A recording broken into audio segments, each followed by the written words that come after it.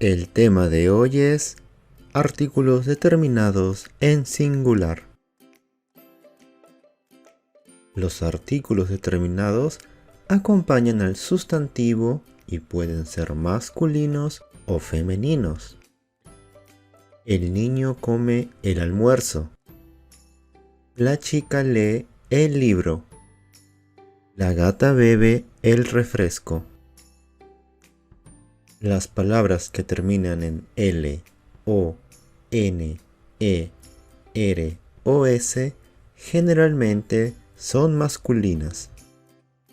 El libro, el coche, el cuaderno, el auto, el árbol, el papel, el pan, el examen, el amor, el cuadro, el tomate, el lunes. Las palabras que terminan en A, D, ON o Z generalmente son femeninas. La cama, la silla, la ciudad, la canción, la emoción, la nariz,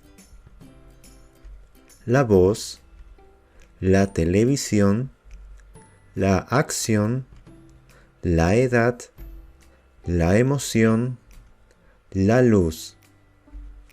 En masculino y femenino existen varias excepciones que veremos en otro video. Completa con el o la. La casa de Manuel.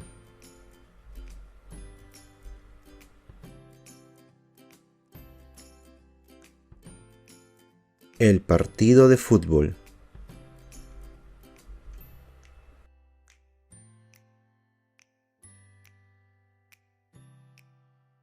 El chico de Colombia.